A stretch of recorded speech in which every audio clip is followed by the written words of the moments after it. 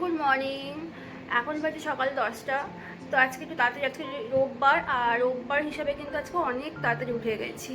তো তাড়াতাড়ি উঠে যাওয়ার কারণ তো বুঝতেই পারছো যে এক জায়গায় যাওয়ার আছে, রেডি ফেডি হয়ে গেছি। তো হ্যালো এভরিওয়ান, আমি সুদীপা। আমার আরও একটি নতুন ব্লগে তোমাদের অনেক অনেক স্বাগত।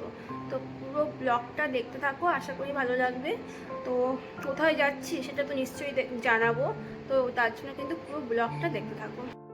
দেখে তো নিশ্চয়ই বুঝেই গেছো যে কোনো নেমন্তন্ন বা কোনো পুজো অর্চনা না থাকলে শাড়ি তো আমি মোটেই পরি না।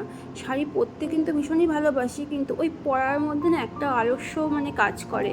আর সত্যি কথা বলতে কি, আমি শাড়িটা খুব একটা বেশি সামলাতেও পারি না, কিন্তু শাড়ি পরে আমার কাছে কেমন লাগছে তোমরা কিন্তু কমেন্ট করে নিশ্চয়ই জানিও। তো দেখো চলে এসেছি দমদমে। এটা হচ্ছে আমাদের দমদম স্টেশন। বাবা ছেলে চলছে আগে আগে। তো বোনকেও বোন নিজেই ফোন করেছিল, ওরাও আসবে, ওদের জন্য একটু অপেক্ষা করব। ওদের যেহেতু দুটো অটো চেঞ্জ করে আসতে হয়, তার জন্য রাস্তায় প্রচণ্ড জ্যাম, তো আমাদের একটু অপেক্ষা করতে হচ্ছে। ট্রেন ধরার কথা ছিল 10টা 40-এ, কিন্তু সেই ট্রেনটা মনে হয় না আর ধরতে পারবো। তো যাই হোক, ওরাও চলে এসছে, একটু লেট হয়েছে আসতে। তো আরেকটা ট্রেনের অ্যানাউন্সমেন্টের জন্য বসে আছি। আর দেখো, আমি আর ক্যান্ডি তো একদম তোমরা জানোই যে ফটো তুলতে ভীষণ ভালোবাসি। আর ট্রেন আমাদের চলে এসছে, তো যাবো, খুব একটা দূরে নেই, পাঁচশাটা স্টেশন, ব্যারাকপুর আমাদের এখান থেকে কাছেই। তো সেখানেই আজকে যাবো। ট্রেনটাও বেশ ফাঁকা, তো বেশ ভালোই লাগছে।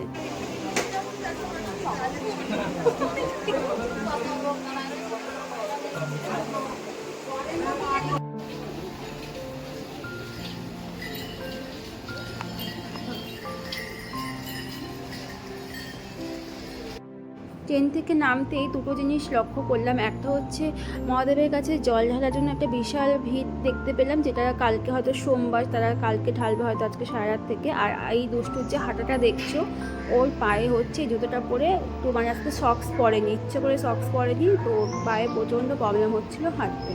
তো যাই হোক, অনেকটা স্টেশন থেকে অনেকটা ভেতরে এসে কিন্তু আমরা আমাদের যেখানে নেমন্তন্ন আছে সেই বাড়িতে পৌঁছে গেছি। আর দেখো, এরকম বাড়ি কিন্তু অনেকদিন পরে দেখলাম, যে পাঁচিল দেওয়া বাড়ি, ঢুকতেই কিন্তু তুলসী মঞ্চ, আর দেখো বাড়ির ভেতরে কত গাছ, দেখে না ভীষণ ভালো লাগছে। আমরা কিন্তু এরকম টাইপেরই বাড়িতেই মানুষ হয়েছি। এখন দমদমের দিকে বা কলকাতার দিকে কিন্তু এরকম বাড়ি খুব একটা সচরাচর দেখা যায় না, সবই তো গাছ ফাছ কেটে দিয়ে সব বাড়িগুলোকে ভেঙে দিয়ে ফ্ল্যাট হয়ে যাচ্ছে। কিন্তু একটু কলকাতার থেকে কয়েকটা স্টেশন এদিকে আসলেই কিন্তু তোমরা আবার এরকম বাড়ি দেখতে পারবে।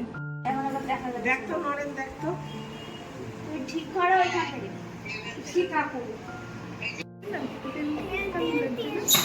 তো দেখে তো এতক্ষণ অনেকে বুঝেই গেছো যে আজকে ছোট্ট মেয়েটার কিন্তু বেবি শাওয়ার বা সাজ, যেটাই বলো।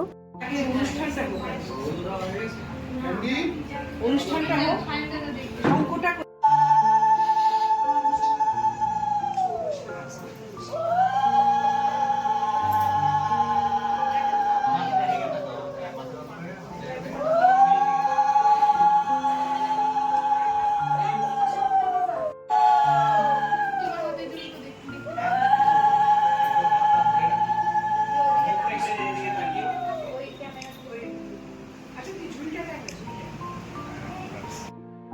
তো একে একে এখানে সব বড়রা আশীর্বাদ করছে। দেখো, ও শ্বশুর শাশুড়ি, মা, আমরাও করেছি। এই যে ও শ্বশুর শাশুড়ি ভীষণ ভালো মানুষ, একদমই সাদাসিধে মানুষ।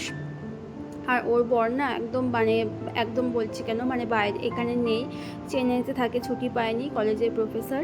তো সেই জন্য না ওর বরকে ও ভিডিও কলে সব কিছু দেখাচ্ছিল। আর ও হচ্ছে, তোমাদের সঙ্গে তোকে পরিচয়টাই করায়নি, ও হচ্ছে একটু ঘোরানো পেছানোর সম্পর্ক, কিন্তু যেহেতু যোগাযোগটা ভীষণ ভালোভাবে আছে, তার জন্য একদমই নিজের, আমার শাশুড়ি মার দিদির মেয়ের মেয়ে। বুঝতে পারছো তো তোমরা? এবার তোমরাই ঠিক করো যে ওর আমি কে হই আর ও আমার কে হয়।